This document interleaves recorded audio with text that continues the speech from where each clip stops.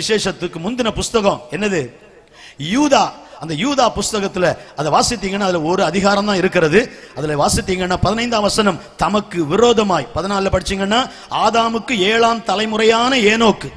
10 தலைமுறைகள் அங்க சொல்லப்பட்டிருக்கிறது ஆதியாகமம் 5ஆம் அதிகாரத்துல. ஏனோக்கு இது 7ஆம் தலைமுறை. இவர்களை குறித்து என்ன சொல்றாரு கீழே படிக்கும்போது, தமக்கு விரோதமாய் அவபக்தியுள்ள பாவிகள் பேசின கடின வார்த்தைகள் எல்லாவற்ற நிமித்தமும் அவர்களை கண்டிக்கிறதற்கும் ஆயிரமான பரிசுத்தவான்களோட கர்த்தர் வருகிறார். அதுக்கு முன்னால 14ஆம் வசனம், எல்லாருக்கும் நியாய தீர்ப்பு கொடுக்கிறதற்கும். ஒரு ஆமென் சொல்றீங்களா? உலகத்தில் இருக்கிற எல்லாருக்கும் நியாய தீர்ப்பு கொடுக்க இயேசு வருகிறார். கர்த்தருக்கு ஸ்தோத்திரம் உண்டாவதாக.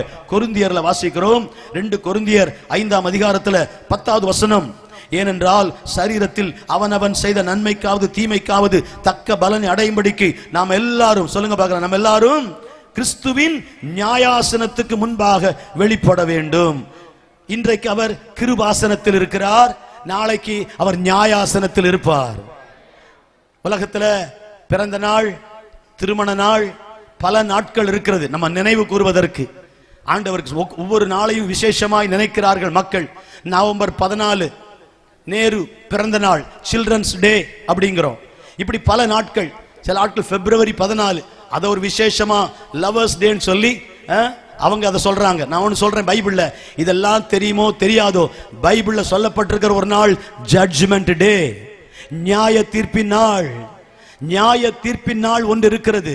நியாயம் தீர்க்க வருகிறார். என்னுடைய பைபிள் மட்டும் சொல்லல, ஒருவேளை இந்த சத்தத்தை கேட்டுக்கொண்டிருக்கிற என் அன்பு நண்பர்கள், இந்திய தேசத்துல நாம் சொல்லுகிற உறுதிமொழிப்படி, இந்தியா என் தாய்நாடு, இந்தியர் அனைவரும் என் உடன் பிறந்த சகோதரர்கள் என்கிற உறுதிமொழியை நான் ஆணித்தரமா நம்புகிறேன். அந்த உறுதிமொழி அடிப்படையில் இந்த சத்தத்தை யார் கேட்டுக்கொண்டிருந்தாலும், எனது அன்பு நண்பர்கள், இஸ்லாமிய நண்பர்கள் வைத்திருக்கிற குர்ஆன்ல கடைசியில் சொல்லப்பட்டிருக்கிறது, இயேசு திரும்ப வந்து உலகத்தை நியாயம் தீர்ப்பார் என்று அன்பு நண்பர்கள் வைத்திருக்கிற குர்ஆன் சொல்லுகிறது. கைத்தட்டி ஒரு அல்லேலூயா சொல்லுங்கள். ஏன் இவைகளை சொல்லுகிறேன்? இயேசு திரும்ப வருகிறார் என்பது கதை அல்ல, கிறிஸ்தவர்கள் மட்டும் சொல்லுகிற ஒரு அறை கூவல் அல்ல. இயேசு வருகிறார் என்பது தேவனுடைய ஒரு செய்தியா இருக்கிறது. He is coming again. மீண்டும் இயேசு வருகிறார், 2வது முறை வருகிறார். 2வது வருகிறார். எதற்கு வருகிறார்? நியாயம் தீர்க்க வருகிறார். இயேசு சொன்னார், நான் வருவேன், திரும்ப உங்களெல்லாம் என் கூட கூட்டிட்டு போவேன். அப்ப பரலோகத்துக்கு நாம் வாழ போகிறது அங்கேதான். கவனியுங்கள், உலகத்துல எல்லா ஊருக்கும் போறதுக்கு பணம் இருந்தா போதும்.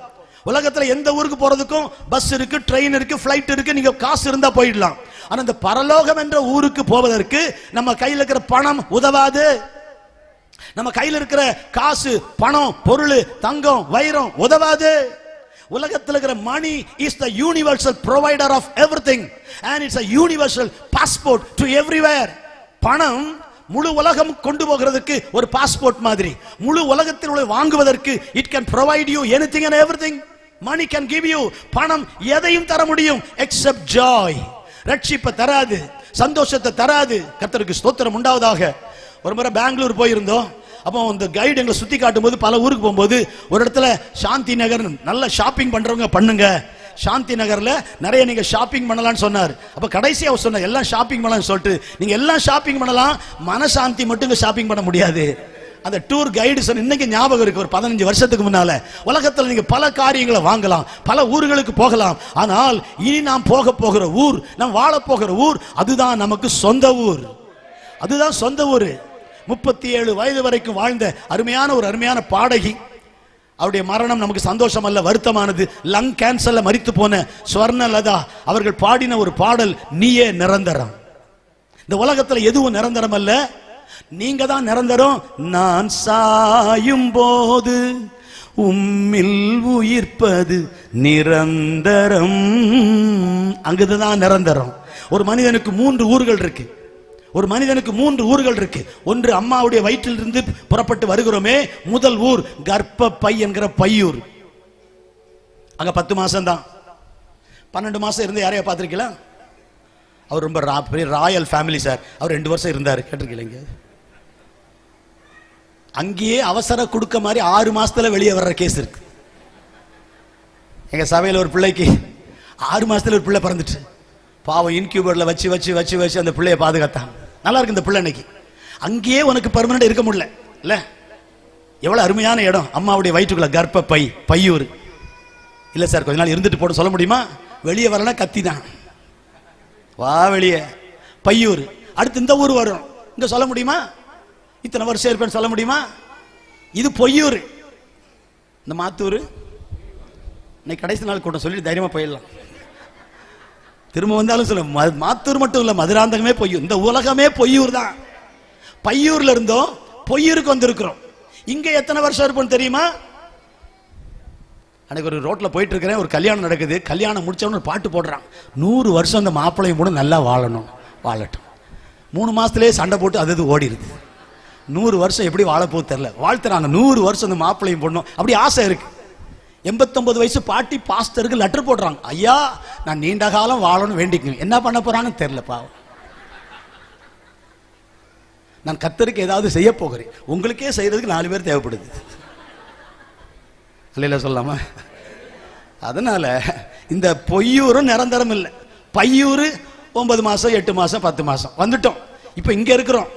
இந்த ஊரை விட்டு போறோம், இந்த ஊரை விட்டு போறோம். ரொம்ப அழகா எழுதியிருப்பாங்க.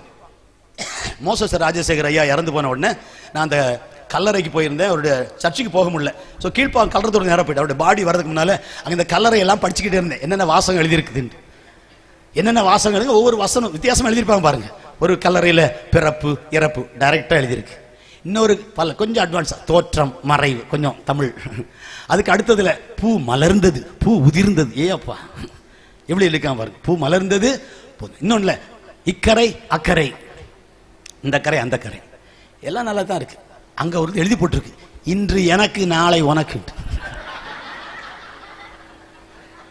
இன்று எனக்கு நாளை ஒரு கல்லறையில் தான் எழுதிருச்சு. நான் அந்த கொட்டேஷன்ஸ் எல்லாம் ஒரு முறை யூடியூப்ல படிச்சுட்டு இருந்தேன், போட்டிருக்கு don't laugh you are next. ஒருத்தர் கல்லறை எழுதி வச்சு எடுத்திருக்காருங்க, கல்லறை கூட பேசுது பாருங்க. Don't laugh you are next, கல்லறையில் எழுதி வச்சிருக்கிற வாசகம். அப்ப இதுவும் நிரந்தரம் அல்ல. இங்க இருந்து போறோம், போய்தான் ஆகணும். போகலன்னா அனுப்பிடுவாங்க, இல்ல சொல்லாம போய்தான் ஆகணும். எங்க போறோம், எங்க போறோம் அதான் தெரியல. எல்லாம் அவன் விட்ட விதி, சில ஆட்கள் எல்லாம் தலை விதி, அப்படிலாம் இல்லை. எங்க போறோம்? பலருக்கு தெரியாத உண்மைகளை வேதம் நம்ம கற்றுக் கொடுக்கிறது. இந்த பைபிள் அருமையான சத்தியத்தை டீச் பண்ணுது. நீங்க முந்தின வசனம் படிச்சீங்கன்னா, அன்றியும் ஒரே தரம் மரிப்பதும், ரெண்டாவது ஒரு பிறவி இல்ல, 5 பிறவி 6 பிறவி 7 பிறவி இல்ல. ஒரு பிறவியே பூமி தாங்க மாட்டேங்குது. 7 பிறவி தேவையா?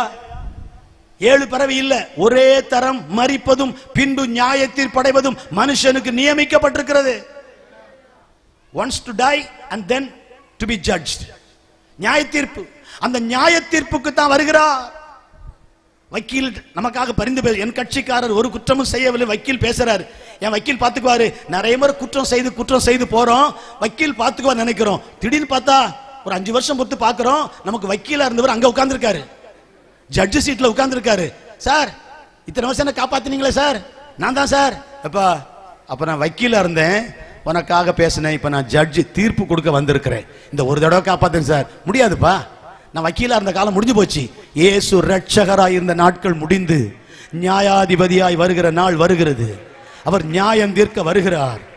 இந்த பூமியை செம்மறி ஆடுகளையும் வெள்ளாடுகளையும் பிரிப்பது போல கர்த்தர் கோதுமையை பாடணும்ல, கோதுமையை பிரித்து களஞ்சியத்தில் சேர்த்து பதரையோ அக்னியா சுட்டரிப்பாரு, பிரிப்பாரு. வயல் அறுத்து கொண்டு வந்து தானியத்தை அப்படியே போட்டு அந்த காற்றுல அடிச்சு இந்த சொலகு வச்சு இல்ல அதை பிரிக்கிறாங்க, பார்த்திருக்கீங்களா? பதரெல்லாம் எவ்வளவு கூட்டமா இருந்தாலும் நெருப்புக்கு தான் போகும்.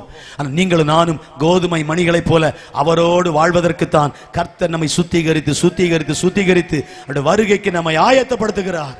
நியாயம் தீர்க்க வருகிறார். அப்படின்னா 2வது இயேசு வருகிறார் தமக்காக காத்து கொண்டிருக்கிறவர்களுக்காக.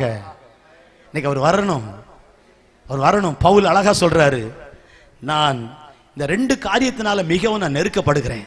ஒன்று, கிறிஸ்துவோடு இந்த ஜீவனை விட்டு இந்த சரீரத்தை விட்டு பிரிந்து கிறிஸ்துவோடு இருக்க ஆசைப்படுறேன். யாராவது உலகத்துல சொல்லுவாங்களா? போகமாட்டேன், இங்கதான் இருப்பேங்கிறாங்க. பவுல் சொல்றாரு, இந்த சரீரத்தை விட்டு பிரிந்து நான் கிறிஸ்துவோடு இருக்க ஆசைப்படுறேன். கிறிஸ்தவர்கள் மரணத்தை பார்த்து பயப்படல, ஏன்னா அடுத்து எங்க போறோம் நமக்கு தெரியும். எங்க போறோம்னு தெரியும், எங்க இருந்தோன்னு தெரியும், எங்க இருக்கிறோம்னு தெரியும், எங்க போறோம்னு தெரியும். அவருக்காக உலகத்துல வாழ்றோம், இனி அவரோட வாழ போறோம். புரிஞ்ச அவர் ஆமேன்னு சொல்லுங்க பார்க்கலாம். அவருக்காக இந்த உலகத்துல வாழ்ந்தா நீங்க அவரோடு வாழலாம். அவரோடு வாழ்ற வாழ்க்கை தான் நிரந்தரம். அம்மா வயிற்றுல 10 மாசம், இந்த உலகத்துல 40, 50, 60, 42 வயது. ராஜீவ் காந்தி அவர்கள் தமிழ்நாட்டுக்கு தேர்தல் பிரச்சார கூட்டத்தில் வந்து தமிழகத்தில் ஆட்சி அமைப்போம் என்று வந்த போது 42 வயசு, பிரதமரா இருந்தாலும் மரணம் விட்டு வைக்கல, மரித்தார். மனித வெடிகுண்டுக்கு பலியானார். 42 வயசு, 37 வயசு நீயே நிரந்தரம் பாடின அம்மா இந்த உலகத்தை விட்டு போயிட்டாங்க. லங் கேன்சர்ல. இந்த உலகம் நிரந்தரம் அல்ல, இந்த உலகம் நிரந்தரம் அல்ல. இந்த சத்தத்தை கேட்க அன்பு சகோதரா சகோதரியே, உலகம் நிரந்தரம் அல்ல. இன்னொரு உலகம் இருக்கிறது, இன்னொரு ஊர் இருக்கிறது. அதுதான் அப்பா நமக்கு ஒரு வீட்டை கட்டுறாரு. இந்த உலகத்தில் உங்களுக்கு வீடு இல்லாட்டாலும் பரவாயில்ல, எது இல்லாட்டாலும் நீங்க இயேசுவை ஏற்றுக்கொண்டு அவர் பிள்ளையா இருந்தால் உங்க அப்பா, என் அப்பா, நம்முடைய அப்பா நமக்கு ஒரு மாளிகையை கட்டுகிறார். இந்த பூமியில் அவருக்காக வாழும்போது அவரோடு கூட வாழ்வதற்கு நம்மை கூட்டிக் கொண்டு போக வருகிறார். அவர் வருகையை எதிர்நோக்கும் பக்தருக்கு, ஒரு ஜி மேஜர், அவர் வருகையை எதிர்நோக்கும் பக்தருக்கு அவர் வருகை மிக பெரும் மகிழ்ச்சி. அவர் வருகையை எதிர்பாரா மாந்தருக்கு அவர் வருகை மிக பெரும் அதிர்ச்சி. 2 கரங்களை உயர்த்தி, அவர் வருகையை எதிர்நோக்கும் பக்தருக்கு அவர் வருகை மிக பெரும் மகிழ்ச்சி. அவர் வருகை எதிர்பாரா மாந்தருக்கு அவர் வருகை மிக பெரும் அதிர்ச்சி. அவர் வருகை எதிர்பாரா மாந்தருக்கு அவர் வருகை. நல்லா கைதடி பாடலாமா எல்லாரும் சந்தோஷமா? இயேசுராஜன் வருவார் என்னில் அடங்கா தூதரோடு, என்னை மீட்ட இயேசுராஜன் என்னை ஆளவே வருவார். என்னை மீட்ட இயேசுராஜன் என்னை ஆளவே வருவார். அவர் வருவார். வரும்போது என்ன நடக்கும்னா, இப்ப அடுத்து நடக்கக்கூடிய விஷயம் ஒரு ரகசிய வருகை. இந்த ரகசிய வருகை எப்படி இருக்கும்? அவர் வரும்போது நாம் எடுத்துக்கொள்ளப்படுவோம். 1 தெசலோனிக்கே 4ஆம் அதிகாரத்தில் அவர் மத்திய ஆகாயத்தில் வரும்போது நாம் எடுத்துக்கொள்ளப்படுவோம். இந்த நரிக்குறவ சகோதரர்களை பார்த்திருக்கீங்களா? நாங்க அவங்க மத்தியில ஊழியம் செய்யறோம். நரிக்குறவர்கள் மத்தியில ஊழியம் செய்கிறோம், இருளர்கள் மத்தியில ஊழியம் செய்கிறோம், தொழுநோயினால பாதிக்கப்பட்ட மக்கள் மத்தியில ஊழியம் செய்கிறோம். எங்க மதுராந்தத்தில் 2 இடத்துல இருக்காங்க இந்த நரிக்குறவர்கள். இப்ப கூட சமீபத்தில் 1 மாசத்துக்கு முன்னால ஒரு பயங்கரமான மழை, பாவம் எங்க போனாங்களும் தெரியலையே, குருவி கொக்கெல்லாம் சுட்டு அதை வித்து தானே உங்களுக்கு காசு சமைப்போம். வெளி மழையா இருக்கேன், வெளியே போய் பார்த்தா எல்லாம் குடிசைகளை உட்கார்ந்துருக்காங்க. அது என்ன, ஏன்னா எனக்கு கொஞ்ச நாளா தெரியும். அதனால பார்த்தோன்னே ஃபாதர் ஃபாதர் எப்படி இருக்கிறீங்க ஃபாதர்னு பார்த்து விசாரிச்சு, பயப்படாதீங்க எல்லாம் அங்கே தான் இருக்கீங்களா, எத்தனை குடும்பம் இருக்கீங்க, உங்களுக்கு டிஃபன் வாங்கிட்டு வரேன்னு சொல்லி நாங்கள் போய் ஒரு 50-60 டிஃபன் எல்லாம் காலையில் முட்டை வச்சு இட்லி எல்லாம் பார்சல் பண்ணி டீ எல்லாம் எடுத்துகிட்டு போய் அவங்களுக்கு கொடுத்தோம். சந்தோஷமா இருந்துச்சு. ஏழைக்கு இறங்குகிறவன் கர்த்தருக்கு கடன் கொடுக்கிறான். இவங்க திரும்ப கொடுக்க மாட்டாங்க, ஆனா நாம் கொடுத்ததை கர்த்தர் திரும்ப தருவாரு. நன்மை செய்ய உனக்கு திராணி இருக்கும்போது அதை செய்யத்தக்கவளிடம், ஆமா, வாய்ப்பு கிடைச்சா விட்டுறாதீங்க, வாய்ப்பு கிடைச்சா விட்டுறாதீங்க. தேவனுடைய ராஜ்யம் பேச்சில் இல்ல, அது பலத்தில் இருக்கு, அது செயல்ல இருக்கு. இயேசு நல்லவர், இயேசு அன்புள்ள சொன்னா போதும், செயல்ல. டெய்லி எங்க சபையில டெய்லி 5 மணிக்கு இப்படி கையை தூக்கி ஒரு ஜெபம் பண்ணுவோம். ஆண்டவரே, இன்று என்னை யாராவது ஒருவருக்கு ஏதாவது ஒரு இடத்தில் ஏதாவது ஒரு விதத்தில், சொல்லுங்க பார்க்கலாம், ஆண்டவரே இன்று என்னை ஏதாவது ஒரு இடத்தில், யாராவது ஒருவருக்கு ஏதாவது ஒரு இடத்தில் ஏதாவது ஒரு விதத்தில் என்னை ஆசீர்வாதமாய் மாற்றும். டெய்லி நாங்க ஜெபம் பண்ணுவோம் எங்க சபையில. எல்லா நாளும் ஜெபத்திலையும் 5 மணிக்கு இப்படி கையை சுத்தி, ஆண்டவரே இன்றைக்கு என்னை யாராவது ஒருவருக்கு ஏதாவது ஒரு இடத்துல ஏதாவது ஒரு விதத்துல என்னை ஆசீர்வாதமாய் மாற்றும். டெய்லி நாம் பிறருக்கு ஆசீர்வாதம் இருக்க வேண்டும். நம்மை பார்க்கிறவர்கள் கிறிஸ்துவை பார்க்க வேண்டும். ஆமீன் சொல்லாமா? ஆகவே அவங்களை பார்த்து பேசிக்கொண்டே இருந்தோம். கர்த்தர் நல்லவர். அவர்கள் கையில ஒரு நீல கொம்பு வச்சிருப்பாங்க, ஒரு மேக்னெட் இருக்கும். ரோட்ல போகும்போது இப்படியே அங்கங்க குப்பை இருக்கிறதெல்லாம் இப்படியே அவங்க வந்து வச்சுட்டு போவாங்க, குப்பைக்குள்ள எல்லாம் அதை விட்டுட்டு போவாங்க. பாத்தீங்கன்னா அங்க இருக்கிற போல்ட்டு நட்டு எல்லாம் என்ன செய்யும்னா இந்த மேக்னெட்ல வந்து சேர்ந்துடும். கடைசியில் எடுத்து பார்த்தீங்கன்னா இவ்வளவு இருக்கும். இந்த மேக்னெட் அப்படியே எல்லாத்தையும் இழுத்துக்கும். அதே போலத்தான் இயேசு வரும்போது இந்த பூமியில ரட்சிக்கப்பட்டு அவருக்கென்று வாழ்கிற பரிசுத்தவான்கள் இழுத்து கொள்ளப்படுவார்கள். எல்லாம் மத்திய ஆகாயத்துக்கு போயிடுவோம். எப்படி ஈசாக்கு ரெபேக்காளை நடு வழியில சந்திச்ச மாதிரி மணவாளனாகிய இயேசு மணவாட்டியாகிய சபையை மத்திய ஆகாயத்தில் சேர்த்து கொள்ள வருகிறார். ஒரு அல்லேலூயா சொல்றீங்களா? எடுத்துக்கொள்ளப்படுவோம், அவரோடு கூட இருப்போம். இது அவரோட வாழ போகிற வாழ்க்கை. யார் எடுத்துக்கொள்ளப்படுவார்கள்? ஒரு வசனம் வாசித்து ஜோமணி முடிக்க போகிறோம். எல்லாரும் போயிட முடியுமா? இயேசுதாசன் பேர் இருந்தா போயிடலாமா? நான் ஒரு கிறிஸ்தவன் சொன்னா போயிடலாமா? எங்க அப்பா கிறிஸ்டியனு, எங்க அம்மா கிறிஸ்டியனு, அதனால நான் கிறிஸ்டியன் இல்ல. அப்பா டீச்சரு, அம்மா டீச்சரு, நானும் டீச்சர்னா ஒத்துக்குவாங்களா? அதுக்கு நீ படிக்கணும், ட்ரைனிங் எடுக்கணும், பாஸ் பண்ணணும் இல்ல. அப்போ அப்பா கிறிஸ்டியனு, அம்மா கிறிஸ்டியனு, நானும் கிறிஸ்டியன்னா அது கிறிஸ்தவல்ல. கிறிஸ்தவர்கள் மட்டும் கிறிஸ்தவர்களாக பிறப்பதில்லை. மற்ற எல்லா மார்க்கங்களிலும் அவர்கள், ஒரு இந்து சகோதரனா அவர் இந்துவாக பிறக்கிறார், ஒரு இஸ்லாமிய குடும்பத்தில் இஸ்லாமியராக பிறக்கிறார். கிறிஸ்தவ குடும்பத்தில் மட்டும் கிறிஸ்துவை ஏற்றுக்கொண்டாதான் கிறிஸ்தவன். என்றைக்கு என் 13வது வயதுல, எனக்கு சின்ன வயசுல இயேசுதாசன் பேர் வச்சாலும் என் 13வது வயதுல நான் இயேசுவை ஏற்றுக்கொண்டேன். அது ஒரு சனிக்கிழமை, எனக்கு ஞாபகம் இருக்கு. ஜோரம், எங்க அம்மா வீட்டுல படுத்திருக்காங்க, நான் சபையில வந்து அழுறேன். அன்னைக்கு வசனத்தை கேட்டு என் உள்ளம் உடைந்தது. என் வாழ்க்கையில் அதிகமாய் அழுத நாள். ஏசப்பா என் உள்ளத்துல வாங்கடி இயேசுவை ஏற்றுக்கொண்டேன். என் வாழ்க்கையில் இயேசு வந்தார். அந்த நாள் தான் நான் ரட்சிக்கப்பட்ட நாள். அந்த நாள் மனம் திரும்பின நாள். அந்த நாள் தான் என் வாழ்க்கை இயேசுவுக்கு அர்ப்பணித்து நான் கிறிஸ்தவராக மாறின நாள். அதிலிருந்து வசனத்தை கேட்க கேட்க கேட்க நான் கொஞ்சம் கொஞ்சமாய் ரோமர் 8:29 படி தம்முடைய குமாரனுடைய சாயலுக்கு ஒப்பாக கர்த்தர் நம்மளை மாத்திக்கிட்டே இருக்கிறார். பிதாவுடைய ஒரே நோக்கம், நம்மை ரட்சித்த தேவனுடைய நோக்கம், ஒவ்வொரு நாளும் கொஞ்சம் கொஞ்சமாய் நம்ம இயேசுவை போல மாற்றுவது. நல்லா புரிஞ்சுங்க, இதுதான் அவருடைய பிரையாரிட்டி, அவருடைய சுப்ரீம் பிரையாரிட்டி. தேவனுடைய பிரதான நோக்கம் என்ன? ஆண்டவருடைய பிரதான நோக்கம் என்ன? தம்முடைய குமாரனுடைய சாயலுக்கு ஒப்பாக. அவரை பார்த்தா நம்மள மாதிரி, கொஞ்சம் மாத்தி சொன்னா ஜெராக்ஸ். இந்த ஊர்ல, உங்க தெருவுல, உங்க கிராமத்துல, எல்லா இடத்துலயும் நீங்க இயேசுவின் ஜெராக்ஸா இருக்கணும். ஜெராக்ஸ் பார்த்திருக்கீங்களா? ஒரிஜினலுக்கும் ஜெராக்ஸுக்கும் ரொம்ப வித்தியாசம் இருக்காது, ரொம்ப வித்தியாசம். அது இப்ப கலர் ஜெராக்ஸ் வந்த பிறகு ஒரிஜினலுக்கும் ஜெராக்ஸுக்கும் வித்தியாசமே கண்டுபிடிக்க முடியாது. ஆனாலும் அந்த ஒரிஜினலுக்கு ஒரு வித்தியாசம் கண்டுபிடிக்கலாம். அவர் ஒரிஜினல், நாம டூப்ளிகேட். ஆனா அவரை ஜெராக்ஸ் எடுத்தா எப்படி இருப்போம்? நாம் இயேசுவின் ஜெராக்ஸ். புரியுதா? கையை உயர்த்து அல்லேலூயா சொல்லுங்க.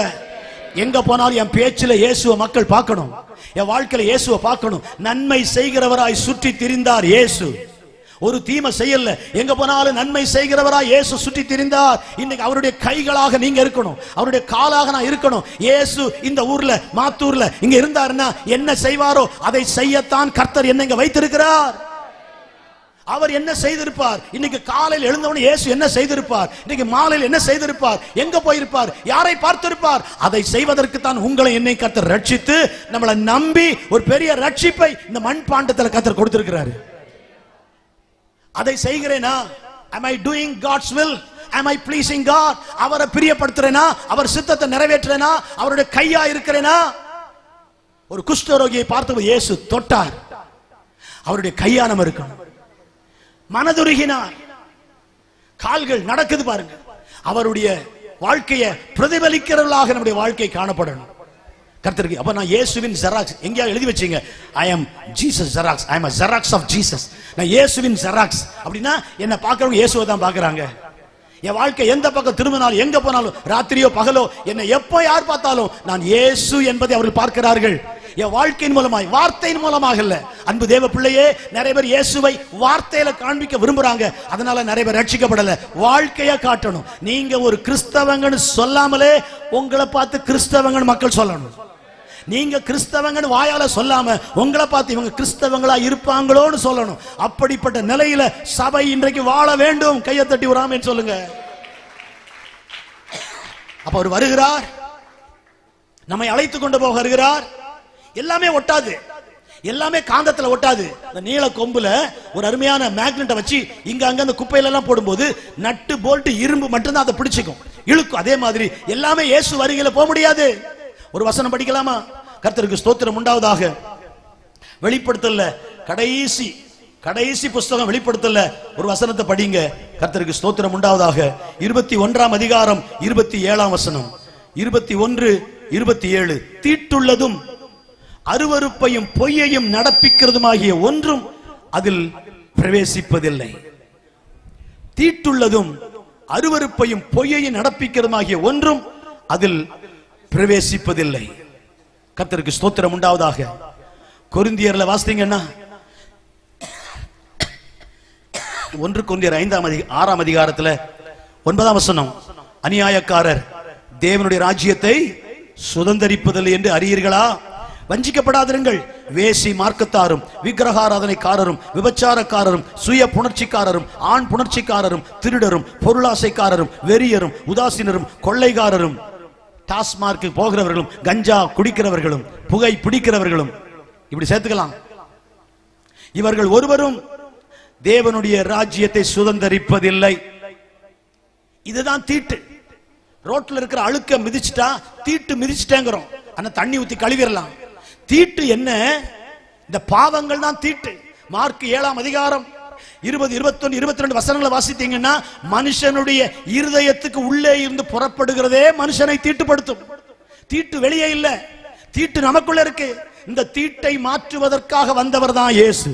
இயேசு கிறிஸ்துவின் ரத்தம் சகல பாவ தீட்டுகளையும் நீக்கி நம்மை சுத்திகரிக்கும். ஒரு நிலையில சொல்லாமா?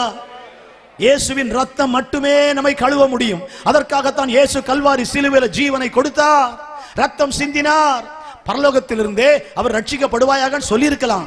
ஆனால் அவர் நம்முடைய பாவத்துக்கான கிரயத்தை அவர் சிலுவையில கொடுத்து முடித்தார். அன்பு தேவ பிள்ளைகளே, இந்த ராத்திரி வேளையில உனக்காக நீ நிற்க வேண்டிய குற்றவாளி கூண்டுல இயேசு நின்றார். என் கைகள் தண்டிக்கப்பட்டிருக்கும் இடத்துல அவர் கைகளில் ஆணி, என் கால்கள் தவறான பாதைகளில் போனதனால என் கால்களில் அடைய வேண்டிய தண்டனையை அவர் கால்களில் ஆணி அடித்து கொன்றார்கள், கொடுத்தார்கள். அவருடைய சரீரம் அடிக்கப்பட்டது, அவருடைய சரீரம் வாரினால் அடிக்கப்பட்டது, ஈட்டினால் குத்தப்பட்டது, கடைசி சொட்டு ரத்தத்தையும் இந்த பூமியில சிந்தினார். விசாரித்தார்கள் 6 முறை இயேசுவை விசாரித்தார்கள். அண்ணா விசாரித்தான், காய்பா விசாரித்தான், கெத்சமனே தோட்டத்தில் அவர் அரெஸ்ட் பண்ணி கூட்டிக் கொண்டு போகும்போது 6 இடங்களில் இயேசு விசாரிக்கப்பட்டார். பிலாத்து விசாரித்தார், ஏரோது விசாரித்தார். 6 முறை விசாரிக்கப்பட்டாலும் இவரிடத்தில் ஒரு குற்றமும் இல்லை என்றுதான் நிரூபிக்கப்பட்டது. குற்றமில்லை, ஆனால் தண்டனை எதற்காக? உங்களுக்காக, எனக்காக. நான் தண்டிக்கப்பட வேண்டிய இடத்துல, நான் செய்த பாவத்துக்காக நான் நிற்க வேண்டிய குற்றவாளி கூண்டுல இயேசு நின்றார். நீ தேவனுடைய குமாரனால் கீழே இறங்கி வா என்று சொன்னார்களே, அவரால் இறங்கி வர முடியாதா? அவர் இறங்கி வரக்கூடாது என்று அங்கே இருந்தார். அவர் இறங்கி வந்திருந்தால் நாம் தான் அங்கே ஏறி இருக்க வேண்டும். நாம் அங்கே போகக்கூடாது என்பதற்கு அவர் நமக்காய் போனார். நாம் தொங்க வேண்டிய இடத்தில் அவர் தொங்கினார், நாம் நிற்க வேண்டிய இடத்தில் அவர் நின்றார். அதுதான் அவர் நம்மேல் வைத்த அன்பு. இந்த அன்புக்கு தான் நம்மளை அர்ப்பணிக்க கேட்கிறார். இவ்வளவு செய்தவர் நமக்காக ஒரு மாளிகை கட்டுகிறார். அதுதான் நிரந்தரம், அங்குதான் வாழப்போகிறோம், அதுதான் நித்தியம். அவர் கொடுக்கிறது நித்திய ஜீவன், நித்திய ஜீவன், நித்திய வாழ்க்கை, எட்டர்னல் லைஃப், எட்டர்னல் ஹோம், நிரந்தரம், நித்தியம், அவரோட சேர்ந்து வருது. நித்திய ஜீவன். தேவன் தம்முடைய ஒரே பேரான குமாரனை விசுவாசிக்கிறவனோ அவன் கெட்டு போகாமல் நித்திய ஜீவனை அடையும்படிக்கு, எட்டர்னல் லைஃப். மற்றதெல்லாம் டெம்பரரி, எல்லாம் குறுகினது, கொஞ்ச காலம். இயேசு கொடுக்கிறதா நிரந்தரம், நித்தியம், நித்தியமாய். அவர் அங்க வருஷமே இல்ல, 50, 60, 70 இல்ல, அந்த நித்திய வாழ்க்கைக்கு நம்மை கொண்டு போக வருகிறார். தீட்டுள்ள ஒன்று அங்க போகாது. தீட்டு என்ன தீட்டு? நிறைய வசனங்கள் படிக்கலாம். லேவியராகும் 13ஆம் அதிகாரத்தை படிச்சீங்கன்னா குஷ்டரோகம் தீட்டுன்னு போட்டிருக்கு. ஆனா இன்றைக்கு பாவத்தை விட பெரிய, அதாவது குஷ்டரோகத்தை விட பெரிய தீட்டு நம்முடைய வாழ்க்கையில் இருக்கிற பாவங்கள். பொய், பெரிய பாவ பட்டியல்ல ஒரு பொய் கூட போட்டிருக்கு. பொய்யர் அனைவரும் 2ஆம் மரணமாகிய அக்னியும் கந்தகமும் எரிகிற கடலிலே பங்கடைவார்கள்.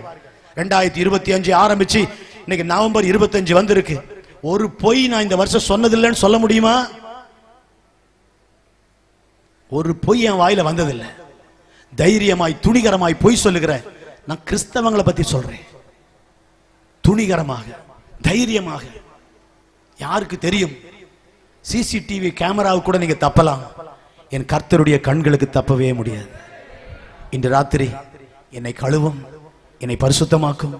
நீங்க வரும்போது இரும்பை காந்தம் இழுப்பது போல உங்களோடு கூட நான் எடுத்துக்கொள்ளப்படுவதற்கு என்னை ஆயத்தப்படுத்தும். என் பாவத்தை மன்னியும், என் உள்ளத்துல வாரும் என்று இருக்கிற இடங்களில உங்க வாழ்க்கை அர்ப்பணிப்பில். ஆனால் ராஜா வருகிறார். அக்கிரமக்காரருக்கு நியாய தீர்ப்பு, நமக்கோ அவரோடு வாழ்கிற பாக்கியமான வாழ்க்கை. அவரோடு வாழப்போகிறோம். வருகைக்கு ஆயத்தப்படுவோம், வருகைக்கு மற்றவர்களை ஆயத்தப்படுத்துவோம்.